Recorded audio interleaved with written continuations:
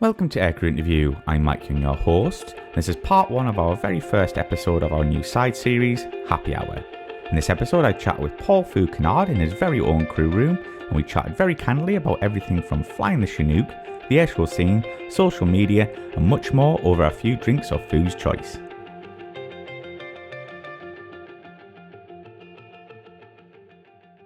Crack on. So yeah, this is our first episode of Happy Hour, so cheers, Phil. Cheers. And thanks for inviting me. No, you're more than welcome. So we're basically just going to be chatting aviation, you know, sitting down, no set questions like we were before. But yeah, before we get into things, what's been happening since it's about 2 years ago, was it now?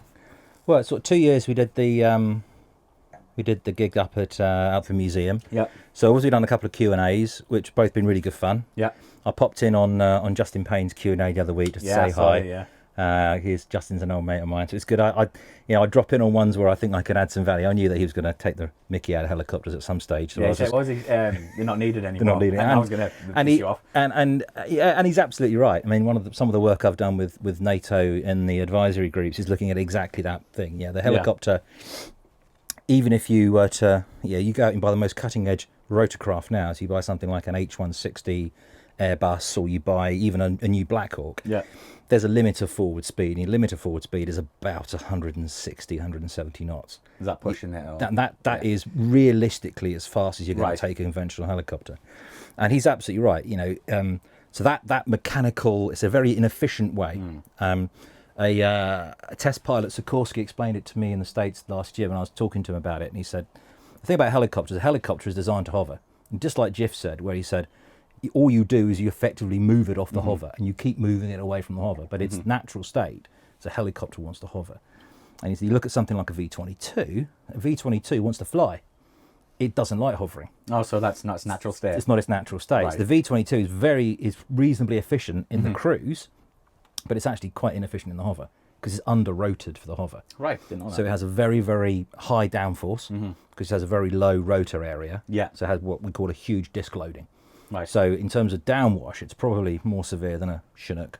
Really? Yeah, probably more severe than a Merlin as well. Have you seen one in person? Or? Yeah, they are brutal. Have you been in one? No, I've got close. Yes, it's on the list of aeroplanes I'd like to fly. Yeah. I keep trying to. I've got a couple of mates at Bell, so I keep trying to sneak myself into the simulator if nothing else. I'll go in the sim. I'm sure you'll get that. But it's great. So it's so he's absolutely right. So I've done a bit of that. I've done some more work. I work for a number of different companies. Obviously, I run my own consultancy, so I've done plenty of consultancy.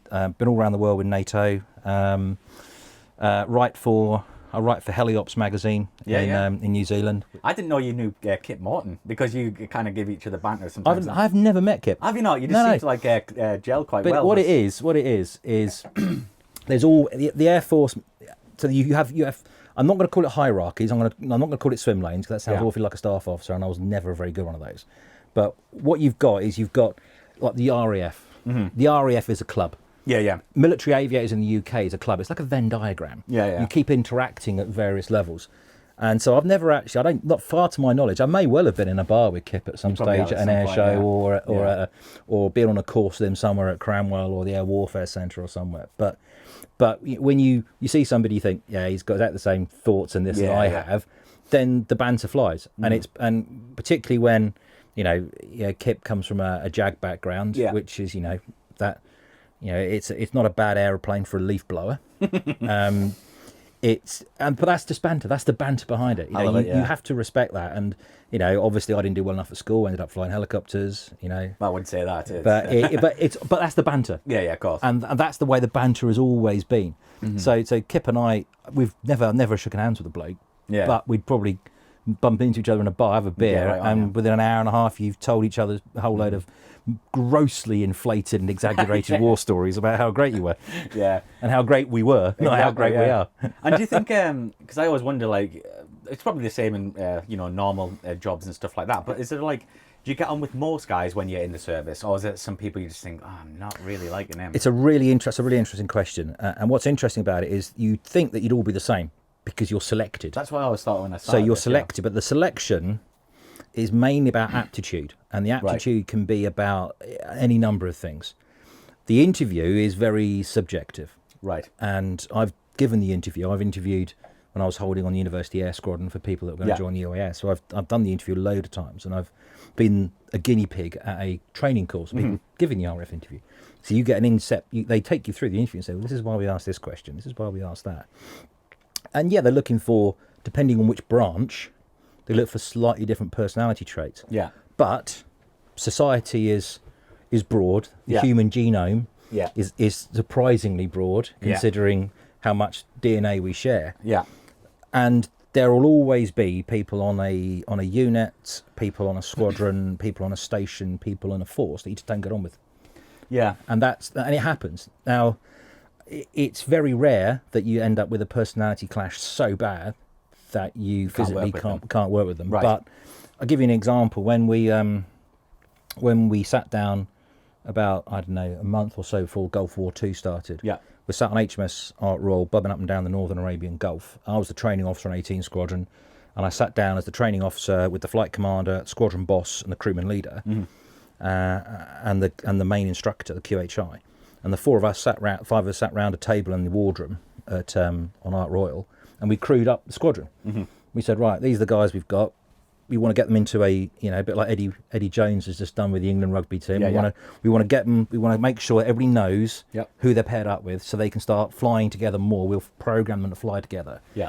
And lots of things that you look at when you're pairing people up. You're looking at, you start with, right, who's the most experienced guys at this end?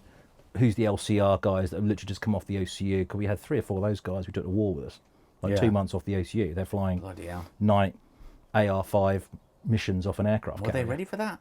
Well, that was my job. So we didn't crash any aeroplanes, so I guess the answer is yes.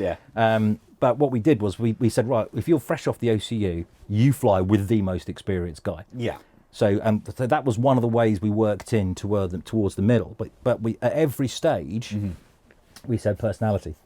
Right. Really? Are those people? Are they? We say, right. So pilot X, pilot Y. Right. Pilot X, 3,000 hours QHI, really experienced. Pilot Y, 500 hours on type, bit of a wide boy or whatever, or he's a bit quiet. Right. So he's a bit quiet. He's a bit loud. No names, but everybody in 18 Squadron's going, I know those two are. Who do we, are they going to go well together? No, they're not. Well, let's just move him out one and him in one. And that way, those two now look a better match. So you do put personality into it, because personality is really important. Well, you talked to Rich Graham. I went and had I had a very nice bottle of wine with Rich Graham at his house in Dallas a few years back. We chatted about, in fact, I wanted to go and talk about wild weasel stuff, because you might have seen some of the books. I'm an electronic warfare instructor. I did a lot of time with EW, and he'd been a weasel pilot in Vietnam. So he said, you're about one of the only people that's come to my house and want to talk about Phantoms. You don't want to talk about the SR-71. I said, well, no, we'll just chat, have a glass of wine. That's so strange. Let's talk about the Phantom, because I'm really interested in your weasel tour. I remember you telling me that, and I was like, that's a really, because you went to his house in America, and I was like, that's a really odd connection right there. I mean, aviation is a small community, but really nice guy. Lovely bloke. I think he's back in the UK. I think he spends quite a lot of time. He's got a place in the UK and a place in Dallas. So let's talk about the Chinook display. What have you thought of it recently? Is it one you thought is better than the other? In terms of just that's a really I don't want to get you in trouble, but I always love it. It's a really intricate. The first bit of banter I've got to get in, because it's JT, is that I still am amazed he can actually get full deflection on the pedals.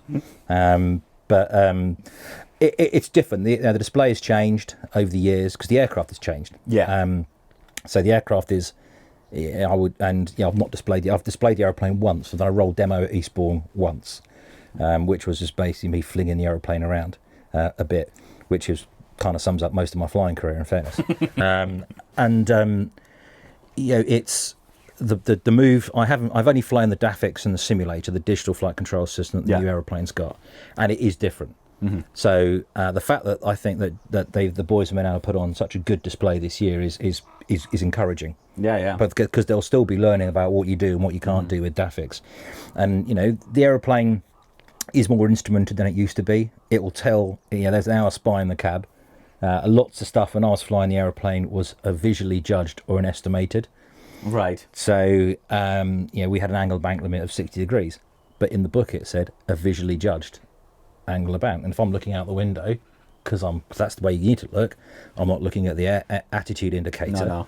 And, every now and then it might just slightly exceed 60 degrees angle of bank. But now the aeroplane, you download it, it tells you exactly what you've done. Yeah. So I think that the fact is, and I'm not a display pilot, I have to absolutely caveat this, but the aeroplane is there, the display is done to show off the aeroplane, not the pilot. Right, yeah. And the display, in my mind, and I'm quite, having seen a number of crashes at air shows over the years, unfortunately, where I think some of them maybe the pilot was displaying himself rather than necessarily displaying the aeroplane that he was flying, or she was flying. That actually the crowd are there to see, feel, and hear the aeroplane. That's the style of the show, isn't it? And that's the style of the show. And actually, the beauty about, the beauty and the curse of the Chinook is that at a small venue, it's brilliant because you can keep that noise. It's got a massive presence. Right in front of a relatively small crowd all the time because it's really easy to do. I imagine, I would imagine that displaying at somewhere like Riyadh, where you've got a 2-mile crowd line. It's quite big, yeah. Is you are sitting there going 1001, 1002, 1003, look at the runway markers go by, going, and pull up. Because you're having to, otherwise you'd end up in this tiny little bowl in the middle. Yeah. Which is the opposite challenge for a fast jet, of course. Because a fast jet at a small venue, certainly something like, I'm going to annoy you. I'm going to something like the F3, for example. Whoosh, gone. Oh dear. It'll be back in a minute. Triggered. Don't worry about it. Triggered. But always a challenge for a jet like the F3, which being polite was not renowned for its turning performance. Yeah. The Jaguar is exactly the same. Yeah. Even a lightweight jet, it's difficult. It hasn't got the wing to be able to comfortably, or the power to weight ratio to comfortably stay inside those small venues. Now, Typhoon's getting there. Typhoon has got, F-22, absolutely. Yeah. It could probably do its entire display. I've seen one in. Yes. Yeah, it's impressive. Yeah, I'm very glad I'm not flying anymore when I saw that thing fly for the first time. It's, the first time I did air combat against a Typhoon, it was a revelation. It was like, wow, it's like a hawk on steroids. It was just, compared to the F3, compared to the GR1, compared to the Jag. Would you say it was a huge leap forward? Massive. Yeah. Some people still say it's a bit of a, I don't know, it's still a 4th generation aircraft. It's not really the leap like people think from the F3. Compared to the it depends what you're looking at. In terms of dynamic, from my looking out the window, when I was fighting an F3, I would be worried about very different things when I was fighting a Typhoon. Yeah. So the threat does change. Because particularly inside the visual regime. Yeah. Because inside the visual regime, the Typhoon was just so much more capable. I think you had a trip in an F3, didn't you? No. I thought you went up on something. No. I think you did. No, I'm not gonna get grumpy. But I'm the world's unluckiest person when it comes to fast jet trips. I thought you maybe I got that wrong. So I've never had a fast jet trip. No. I You did Tucano, didn't you? Yeah, I did Tucanos. I did tin cans. Got single seat recommend out of Tucanos. Got some helicopters along with most of us at the time. And the only fast jet trip I've turned down was actually at the end of my Tucano course, because at Linton there was a 20 Squadron. I think it was 20 Squadron at the time. Brought a whole load of Harriers up for a OCU sort of deployment. Yeah. Cottesmore to, or where it was, Wittering to Linton. That's a deployment. Well done, boys. And anyway, the boss came in one day, like about 3 days after we'd all been to helicopters, apart from a couple of guys who were very good. Yeah. Don't get me wrong, the best 2 or 3 guys on the course went fast jet. Absolutely, no question about that. And good news, guys. Good news. Harry Deck Commander said he can get you all 30 minutes in the back of a T-bird. And I sort of went up to the boss and I said, I don't want to do it. What do you mean you don't want to go in a Harrier? I'm trying to go in a Harrier. I said, yeah. I said, you just told me 3 days ago that I'm going in helicopters. If I go and spend 30 minutes in the back of a Harrier now, it's a bit like, it's Bully's special prize in Bullseye, isn't it? It's come and see what you could have won. See ya. Yeah, it's like, thanks. So you've just crushed my childhood dreams of, I've already had them crushed because you gits have retired the Buccaneer and the Phantom, the 2 jets I actually wanted to fly. Yeah. You've crushed that already. and now you've made me sweat blood to get to the end of the Tucano course. And now do you regret this? And now you're suddenly saying, no, I don't. You don't actually. I don't. No, right. I don't regret it at all. Because you don't know what you can't miss what you don't know. Correct. So that's the only jet trip I've turned down. I've lost JAG trips because I was a UAS guy on summer camp the wrong week. The guys either side of me got 2 JAG trips and a hunter trip each. Mm-hmm. So I missed a hunter trip and I missed a JAG trip just so I went and lost him off the wrong week. Everybody was on block leave. I've lost a JP trip because the guy in front of me threw up and contaminated all the seat webbing. Lovely. And I lost 4 Hawk trips when I was instructing on the OEU, instructing on the tactics course. Right. Because what used to happen, we used to try and get all the stewards, trainees, in the back of the Hawk to see air combat from the jet's point of view. Yeah. So we would put them in the back of one of the jets, and we'd fight the jet, so they'd see it. Oh, right, I understand now. And every time it was my turn to do that, just from an instructor's point of view, so I could see it as an instructor and then relate to it, somebody failed a trip. And most of the QHTI courses I instructed, and I was a senior Chinook instructor. Right. So if a Chinook guy failed a trip, they had a refly with me. So I've sat there 3 or 4 times in a Chinook teaching somebody else's student, while the instructor who quite rightly has failed the guy or the girl because they mucked up the previous trip is sat in the back of the Hawk fighting against us. I should be that should be me. It should be me. It should be me. And then I had to turn down about 3 Alpha Jet trips because I had a couple of guys down at Fast Jet Test that I used to know very well. Yeah. And Alpha Jet still fly with Kinetic? No, they've just gone. Have they gone? Right. Yeah, they've just recapitalised. Right. But yeah, when they were down there at Fidgets, we used Fidgets quite a lot as aggressors. If we couldn't get 100 Squadron, we'd phone up Willie Hackett and co down at Fidgets. And Willie used to phone me and say, hey, I'm going up here. Do you want to come back seat of the Alpha Jet? And it's like, no, I'm actually in America at a really exciting meeting talking about Bowman radios. But no, thanks for the offer. I'm all right. I'm good now. So I am the world's unluckiest person in terms of ever getting a jet trip. I've never flown a jet.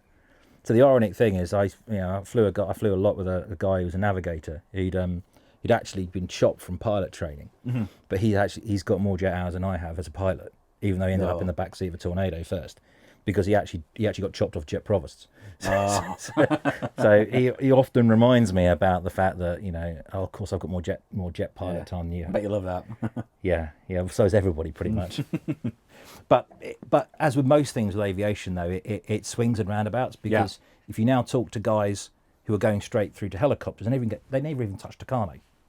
Really? No. So these guys, and for years now, for about 4 or 5, if not longer, maybe 10, 12 years. But that was standard in your time? Yeah. I mean, the standard. I did the old gold standard RAF training, which was, you were assessed how many hours you had. I had just over 100 when I joined the Air Force through a flying scholarship and through flying the Bulldog on the University Air Squadron. Yeah. I did the Jeffts course only because they needed guinea pigs to go around and prove it.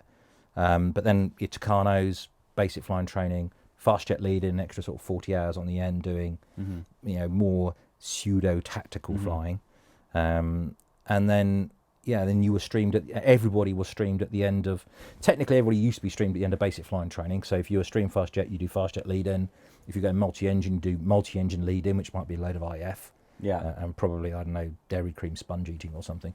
And then if you were going helicopters, you went straight helicopters. Because there's no point in flying anymore fixed wing. But now they stream you on, I presume, tutor and shortly prefect.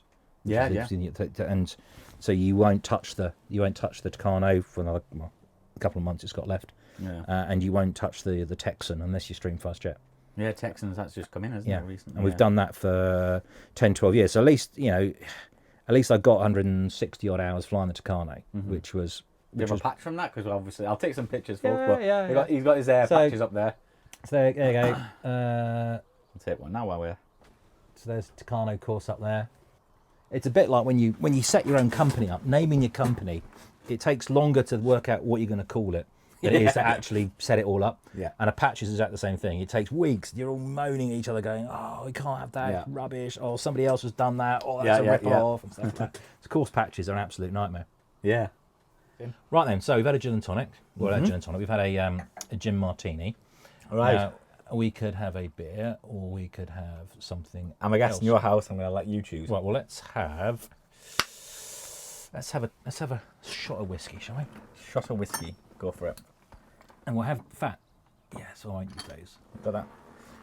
We'll do Las Vegas. I'm not advertising Las Vegas. Yeah. This is no product placement. This is no product placement at all. You can't beat a Cuban Robusto. Cheers, old boy. Yeah, cheers, Phil. So round two. Round two. Bourbon.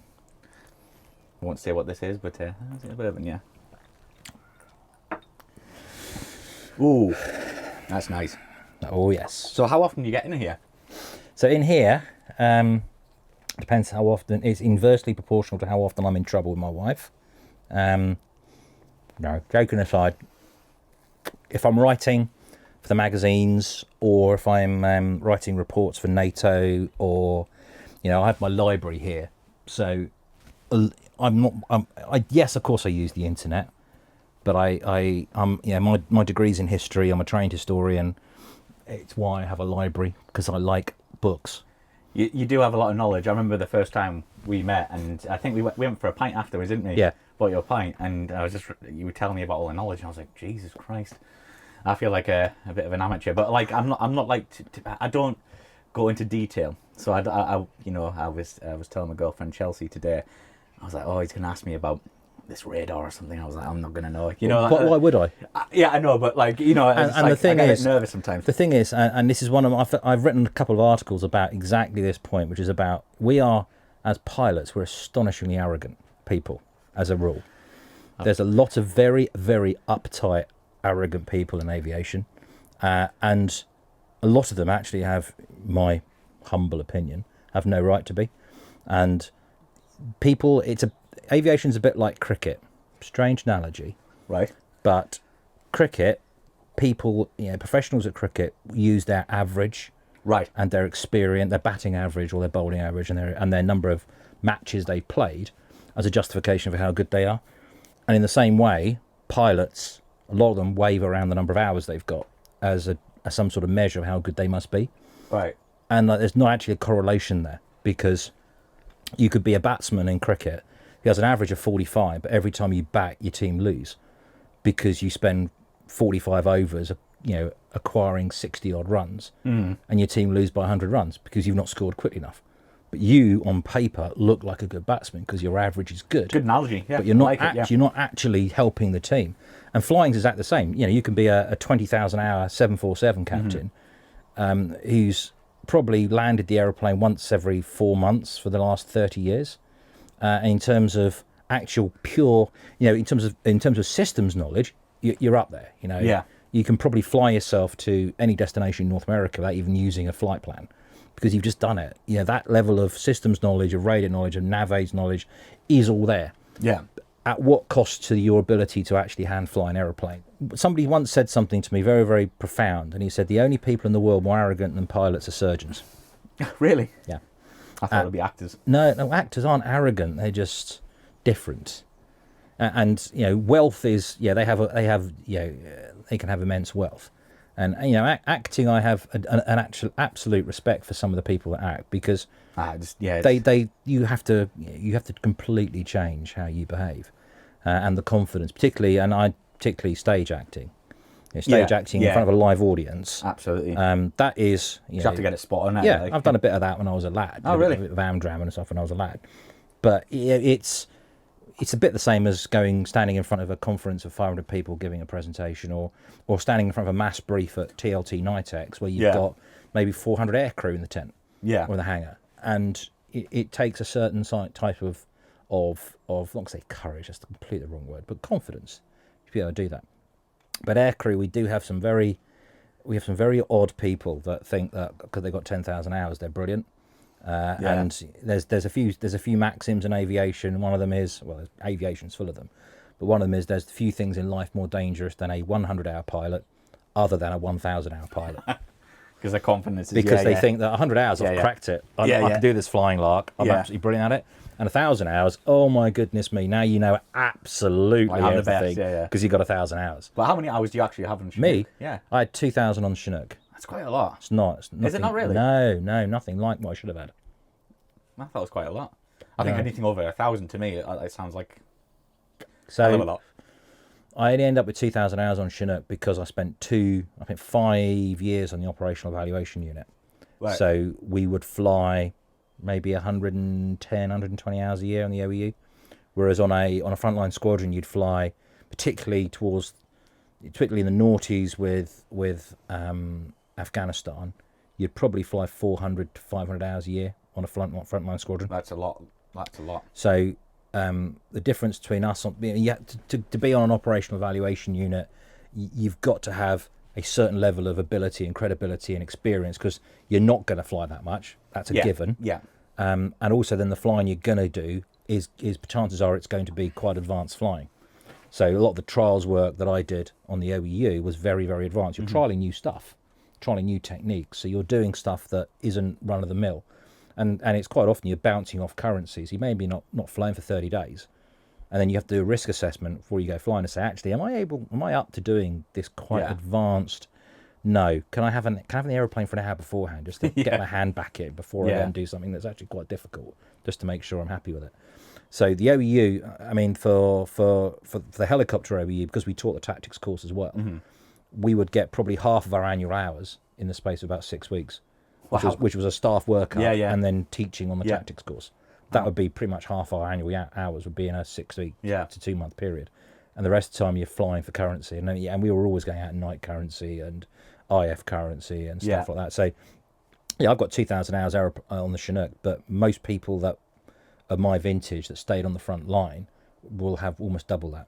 Well, yeah, as I say, like 1,000 hours, that was like, I thought that was a lot, any type you have, but I didn't know. Maybe Chinook, maybe they do more. I tell you what, 1,000 hours lightning is probably quite impressive. Yeah, there'd be a lot of half-hour trips. There's a lot of half-hour trips in that. But, 1,000, I did, what did I do my first tour? I could have got my logbooks out, actually. I've got, I did something in the region of 700 odd hours on my first tour, and I did, the same again on my second tour. Yeah. And then I did, that works out about right, actually, about 650, 700 hours a tour. So a couple hundred hours a year on the front line, and then about 100 hours a year on the OEU. Did you miss it? Yes and no. Yeah. So there are some days where, you look at recent events, you look at the dam, that's pretty cool. You look at the boys digging out, you think, brilliant. I saw JT and the boys go off the Caribbean last year and do the hurricane relief, thought, I like that. That's cool. The boys done good. I never did disaster relief on the aeroplane. Yeah. I mean, the closest I ever got to it, I was the standby captain on 9/11. Oh, yeah, you said that. So that was interesting. That was a very interesting day. But never actually launched. We sort of prepped to go and do whatever we needed to be done that day. Yeah. But obviously we never got attacked, so we never got launched. But so you look at things like that, and part of you, it tugs at you. You think, I'd love to be involved. That'd be great. And then I look at the guys flying a Chinook hovering over a dam with three great big ag bags on, thinking I've moved enough ag bags in my time in the Falklands and stuff like that. I know exactly how dull and repetitive it is. Worthwhile, absolutely, and I'm sure the guys are getting a buzz out doing it. But did you see the patch for that? The dam fixes. The dam fixes. That was quite clever. I like that. That's good. No, I like that. And would that be a Friday night patch if they wore that? Well, why not? Or can they wear that like? No, of course you can. I'd wear that on a Friday night. Yeah. I thought the best one I've seen recently though was talking about the disaster relief ones in the Caribbean, where they turned around and had a Pilots of the Caribbean patch made, and I thought that was brilliant. That's great. I thought that's really good. Pilots of the Caribbean. Yeah, well done, boys. So I miss that. I miss being in the crew room. I miss the banter. I miss flying as a crew. I miss the two. I mean, on the OEU we flew as pretty much a constituted crew. So you flew the same people the whole time. Yeah. And one really funny. We took this quite senior officer flying one day with on the jump seat on the OEU, and we were like a constituted crew. We flew each other all the time. So the banter between us was absolutely vile. Absolutely vile. It was horrendous. Oh God. And we went out, did a full day of bit of tasking, bit of training, bit of this, bit of that. We came back, and this senior officer went into our boss, said, "You got to ground that crew." What do you mean you got to ground that crew? You got to ground them. They hate each other. Wow. The things they were saying to each other. Really? They absolutely. And the boss just wet himself laughing. Just said, "No. Those guys are the best mates you'll ever see." Yeah. But that's how they are. So the banter was absolutely relentless and fierce between us. Do you think the banter's related into the civil world, or do you think it's mainly military that they get away with being quite crude, but everyone knows it's I don't banter? know, and I also don't use banter as an excuse to be rude. Yeah, I think that's you can get out clause. That's not fair. And the banter between us as a constituted crew, that we were in the same office, we're at desks next to each other, so it was just like all day for us. It was just the personalities. We talked about personalities earlier on. Yeah. Just the personalities that we had at the time were just people that naturally ribbed each other. Yeah. That's how we got. That's how we great, got on. I think that's how you show your mates. Yeah. If you're like, absolutely. oh, you're great, by the way, it just wouldn't work, would it? No. Oh, it's horrible. No, and it was we got back and said, we've had a great day today. It's been really good fun. And this senior officer seriously said, you've got to ground that crew. They're going to kill each other. There's going to be an accident because they're going to fly themselves into the ground because they hate each other. Just absolutely brilliant. But one topic I want to talk about with you, and like you probably, because you're on social media, is like aviation on social media. What do you think about it? Do you think it's a good a cause for the good, or do you think it can, go into a bad territory?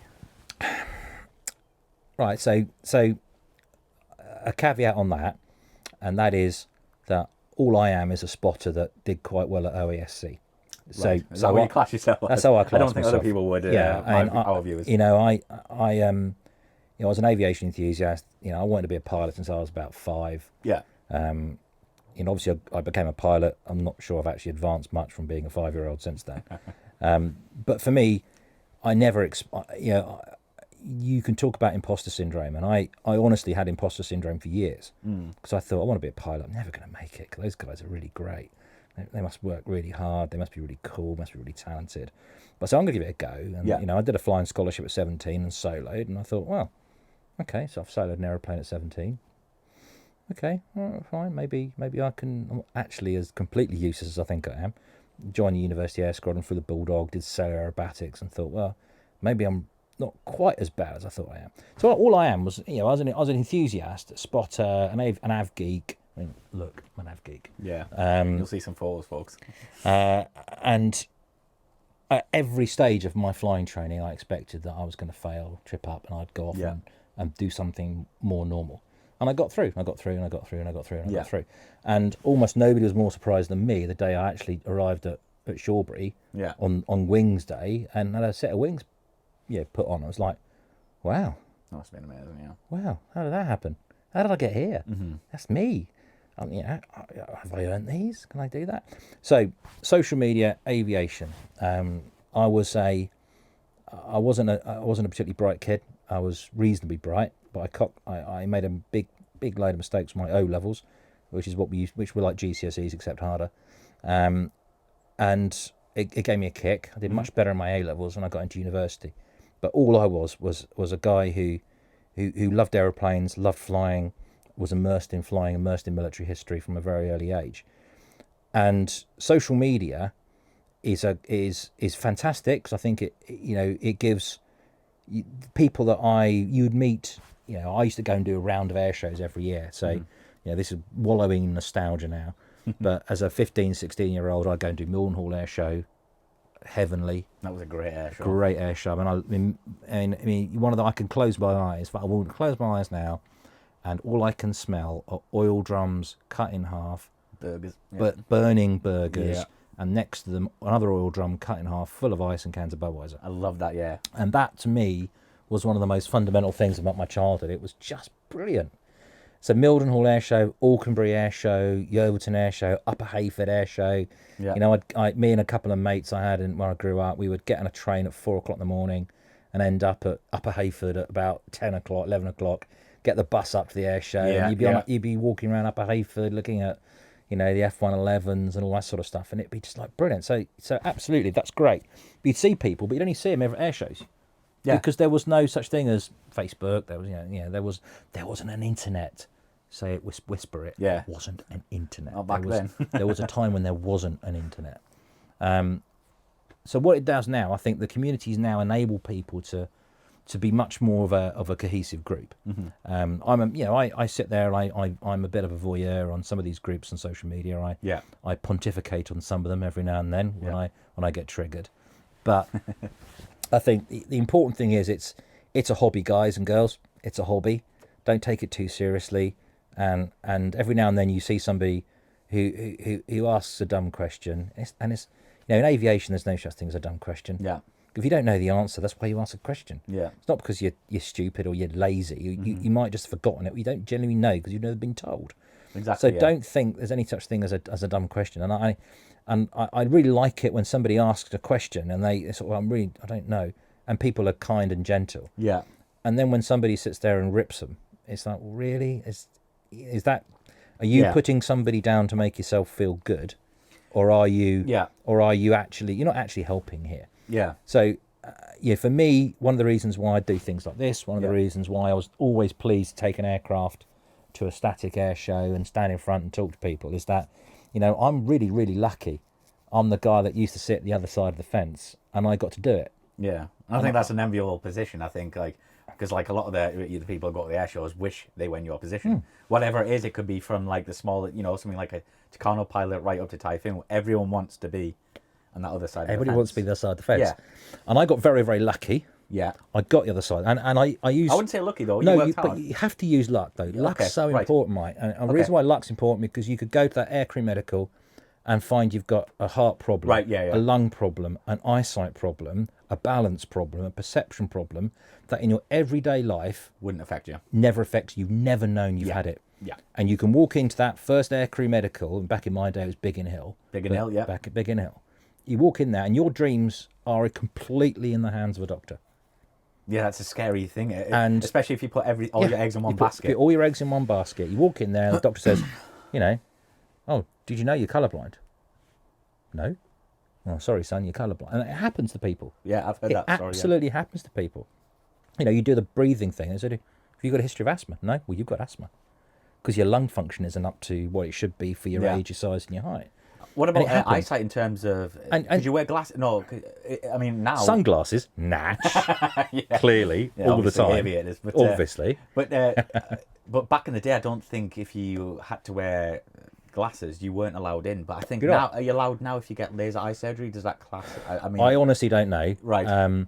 The rules used to be you weren't allowed in with glasses, but if your eyesight deteriorated once you're in the service, aircrew spectacles were accepted. So you could, spectacles. Yeah, they were the most, I bet they were lovely. Top turbo gross. I'm so glad my eyesight's still pretty good, because you see these people, they're like, oh, really? You're wearing those? Yeah. With a bit of tape in the middle. Oh, they're nasty, nasty things. But so there is an element of luck. Yeah. There is an element of luck. There's an element of being. Timing is a luck thing as well. Timing is, and everybody that PMs me or says, I want to be a pilot, and Tim's very good at this as well, these fast jet performance stuff, is timing is really important, because you could be the best qualified, the most perfectly able pilot in the world, pilot aptitude in the world, and the Air Force don't need any pilots that year.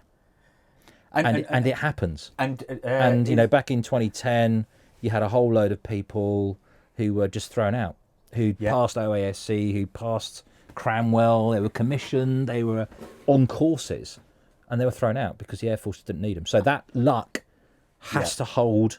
Your luck has to hold. So when you going back to what we said about being sent helicopters to Tucanos, frankly, I was still just amazed. I was still in the game, and the thought of, well, it's helicopters. What do we do? What will they do? I have no idea. Yeah, I'd not even thought about helicopters because you weren't allowed to. Because that showed, you weren't thinking about being a fast jet pilot. That wasn't focus. But did the Air Force not say so? Okay, I don't know how it works, but January to June we're looking for fast jet pilots, or did they? Right, so it wasn't like that. So obviously, somebody who's been at Manning and been in 22 group would have a much better understanding than me. Right. But as I understand it, what happens is there's at the end of every. So I'll use the example of my own end of course roll confirmation board, or whatever it was at the end of Shawbury, where you basically get 22. Well, what was at the time? It was 22 group, whatever. So the training group come up. They bring a representative from each of the operational conversion units will come up, right, and they'll meet with the squadron staff. And every graduating student their dossier effectively is thrown on the table. Right, this is candidate X. These are his strengths. These are his weaknesses. These are his preferences. And then the the various OCUs will have a, we don't think he's really suited to us because he's weak in that area. The other OCU will say, well, we don't really want him because he's weak in that area. Yeah. And then there'll be some sort of consideration, right? Well, for example, if there's a course starting next week, yeah, this is a guy who throughout his flying training, or a girl who throughout her flying training has shown that if they have time between courses, they fall off a cliff. So actually, that person there we need continuity. Right. That person needs to start next month. Yeah. So what courses are starting next month? That aircraft type. And I think it's, we're down almost to 2 aircraft types per role now.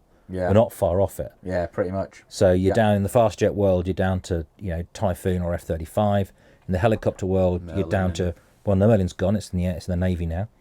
So the Merlin's left, and yeah. Merlin left a few years ago. Nobody in the Air Force misses it. Yeah, we know Caroline Page loves that aircraft, so we'll move on from Sorry, that. Kaz. Yeah, Kaz, we love it. Cheap shot, but as an ex-air defender, you'll appreciate that. But no, the Merlin's gone to the Navy. Right. But so if you want to be a helicopter pilot in the Air Force now, you fly Chinook or you fly Puma. He was still in, yeah. Yeah, Puma 2. And if you're going to fly Wildcat. Oh no, that's Navy, isn't it? No. Yeah, so if you're going to go and fly transport aeroplanes, you're going to fly first tour. You're almost certainly going to go to A400 or Voyager as a first tour, and then you may go to, depending what happens with SF, you may go to Herc later, or you may go to 146. Yeah. Or you may go into the iStar world and fly around in lots of really exciting circles. So doing a very worthwhile job. Of course. So in terms of the OCUs, the multi-engine world's got the most variety. Definitely. So at the end of I imagine that a multi-engine roll disposal board, I think is what it's called, or a disposal board, at the end of a multi-engine course is probably more exciting. Probably. Everything else is, how many Typhoon courses they run a year? 2, 3. Yeah. So how many F-35 courses they're running? Probably none at the moment, because 207 are still working up. Yeah. And GR4 stopped. So actually, Valley is probably quite a linear process at the moment, and it's probably bodies coming off the line being dropped into Typhoon OCUs. Yeah. So that whole thing where, when I joined the Air Force, in 1992, in the fast jet world, you could still be role disposed to Phantom, Buccaneer, Jag, Harrier, Tornado F3, Canberra. God, the Canberra. What time? Canberra was still there. Was that until 2000 or something? Something wasn't like it? that, So, it was. So actually, there were still 6 jets. So you could be. They would say, is he better as a mud mover? Is he better as an air defender? Yeah, well, if he's an air defender, is he now better? Or the Phantom was just about dying. So is he F3? Yeah, he could probably cope with the F3. Is he single seat or is he 2 seat? Yeah. So all those variables came into play. Yeah. Whereas now, it's much more, I believe, when's the next course starting? Yeah. So it's like, it's RAF's needs rather than the individuals.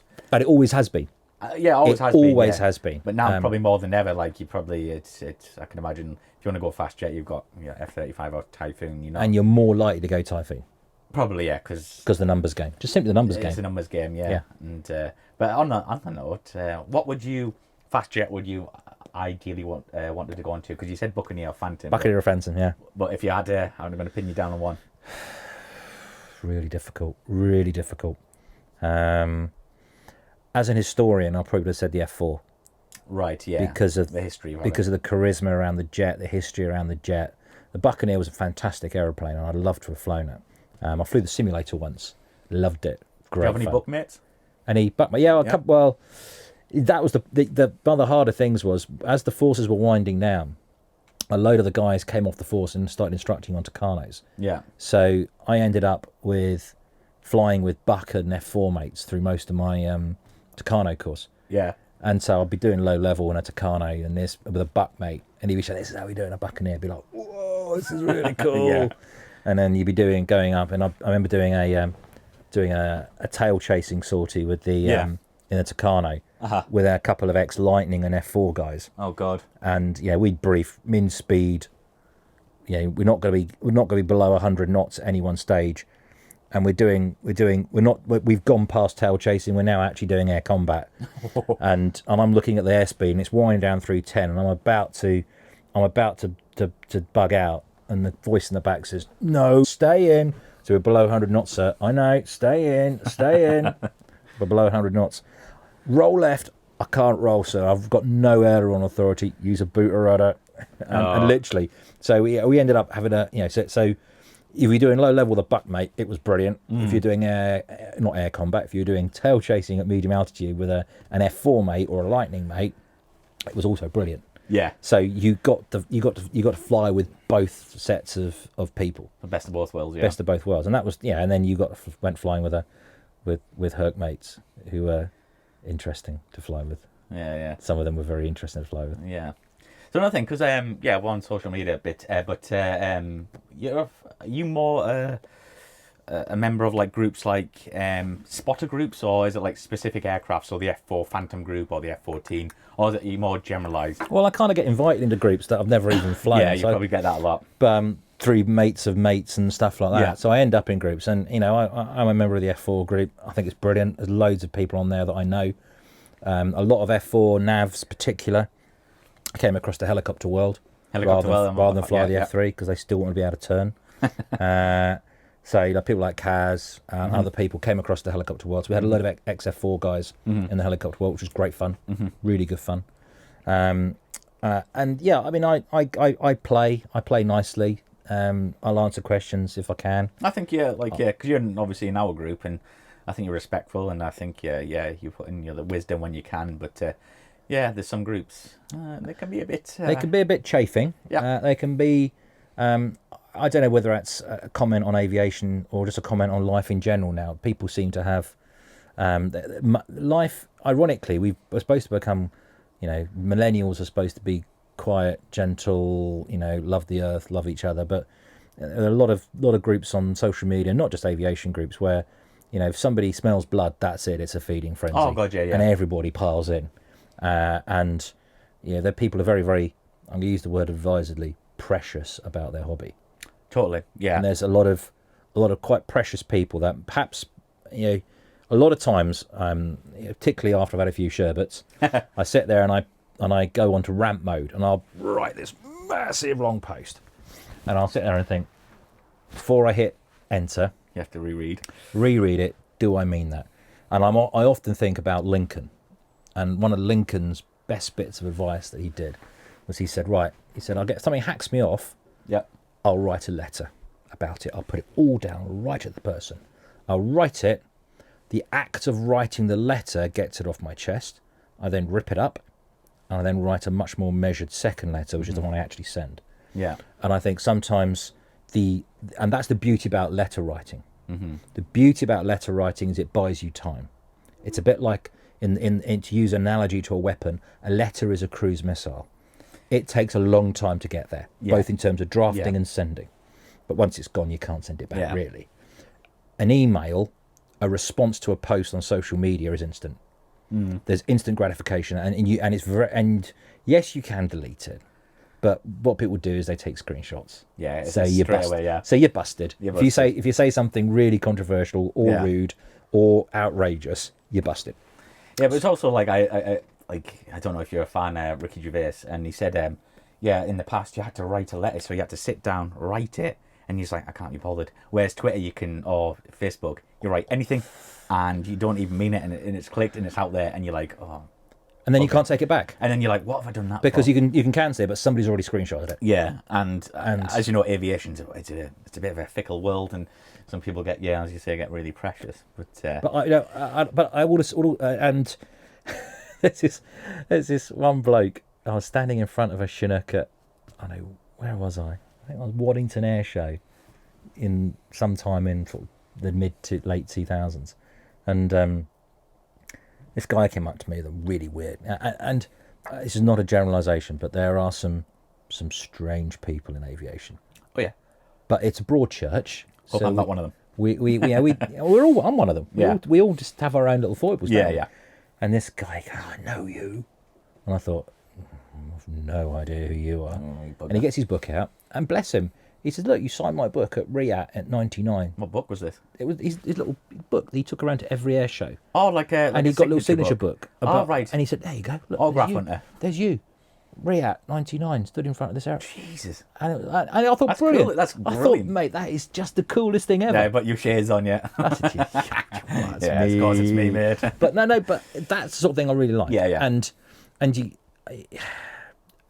there is, so you don't need to. We're just normal people doing this job. Most of us are. Most of us are just lucky. Yeah. I've met some people who are just bloody good pilots. Yeah. And frankly, they are irritating. Because they're just natural, Yeah. and you just think, how can you just do that so easily? Oh, it's really hard work. How can you do it so easily? But there's very few of us. Very few aviators are natural aviators. I think that goes into all walks of life as well. Yeah. I think, like, I've always, I think you said that, but like anything I want, I have to work hard. It doesn't come easy to me. Like, I have to work hard, whatever that was, exams at school, this what I'm doing now. Yeah. It doesn't come easy. I'm just like, oh, that's fine. I really have to work. And I think that makes it more worthwhile, but I always wish I was one of the talented people. It's just, everything's. But then really easy I suppose you then have an expectation that you're going to do everything brilliantly. So if you always aim for mediocrity, then you're always pleasantly surprised when you do better. Yeah. Yeah. I've got a friend like that. He's brilliant at everything, but he's just like, can't be asked. And then he does something, he's like, I did all right in that. Well, we had a guy, I mean, no names, no pat drills, but he'll know exactly who he is if he watches this, who had never failed anything in his life. So he'd passed everything first time. Yeah, He'd never failed an exam. He'd never failed a trip in flying training. Yeah. And he came onto the tactics course, and his instructor failed the easiest trip of the course, pretty much. Failed it. And he had no coping mechanism. Because he wasn't used to it. He wasn't used to it. He walked into the bar, and we had an Australian on the course. In fact, I've got his flying jacket over there. We did a jacket swap at the end of the course. And this poor lad walked into the bar, and this big Aussie just turned around and said, "Oh, dead man walking. Somebody take his belt and shoelaces off him," because he had no coping mechanism. If you and I think Tim again on his Fast Jet Performance podcast did a thing about actually you've got to fail somebody at some stage in training. You've got to fail them for something, even if it's a hard call, because you have to learn how to accept failure. You have to learn how to accept it. Because otherwise, if the first time you fail is in combat, you're dead. Of course, yeah. You've not got a chance to refly it. So dealing with failure, understanding that you will make mistakes, is, I think, it makes us better aviators, because it might just give you that little hairs in the back of your neck stand up and say, I shouldn't be doing this. And that saved my life a couple of times. Hairs in the back of your neck going, no, you shouldn't be doing this. This is not good. Because you've understood failure. As opposed to, whatever I do, I'm just going to get away with this. I'll be fine. It's me. I'll be brilliant. Yeah. You end up, at some stage, you just fly into a hill. And I've noticed this. I don't know if it's true, but it could be true. But people like yourself or aircrew, after they're like... What do you mean, myself or aircrew? What's the definition? And aircrew, I should have said. Other aircrew. And aircrew. Yeah. But you always come out of your flying career and do something successful. Like you got a successful business, or you have a successful business. Is that just the mentality of being a pilot or a navigator, or just aircrew in general? Right. So I think we're back to selection. Right. So there is a certain level of achievement you need. There are certain bars you have to hop over to get into the aviation world. Yeah. Whether that's military, whether that's civilian, whether that's Air Force, Navy, Army, whatever. There are certain relatively high bars. So you are already, and this sounds really arrogant, I don't mean it to sound arrogant, but you're already at a level of achievement and attainment and potential. Yeah. And potential is the key word. So it's the potential that you're selected for. You're not selected at 18 as a sky god. You're selected with somebody that all the scores that you've got, your aptitude scores about keeping the dot in the middle of the line, so you've got eye-hand coordination, so that bit broadly looks like it works. You passed an interview, which means you can actually articulate, you can communicate with somebody in a meaningful manner. You've had a level of a minimum level of academic success, so therefore, yes, you can achieve in exams because you've shown a degree of success academically. Yeah. So at 18, all the Air Force, all the military, or even an airline now, all they're assessing is aptitude. They're not assessing ability. But that aptitude will transfer across many other sectors. Yeah. So I think the reason why a lot of aviators leave and are successful entrepreneurs, and I work for do some work for a company called 2XL Aviation that's full of entrepreneurial aviators, you know, ex-Red Arrows, ex-Harrier pilots, ex-everything pretty much is up in that company. It's entrepreneurial. Why is it entrepreneurial? Because the guys are confident. They can speak in front of people. We don't, you know, we don't fall apart when we're talking in front of people. You know, obviously I'm sitting here talking to you in front of a camera. I'm a gibbering wreck. You know, we don't fall apart in front of in pressure situations because we're selected not to, and we're then on potential, and then we're trained not to through many years of training. So then you're given the skills not to. So you're given the skills. You know, the Air Force, the military will take those basic raw materials, and they will work with them. So it's like polishing a diamond. It's polishing a rough diamond into something. It's something a bit more lustrous. Yes. Yeah. So is it a surprise that a lot of people leave the military and do quite well? No, because you're probably socially and genetically predisposed to do quite well anyway. Yeah. You've got a work ethic. That's not to say that people don't fail. And a serious point I would make on that is that, you know, the rate of ex-aviators in their 50s and 60s ending their lives prematurely at their own hands is a serious issue.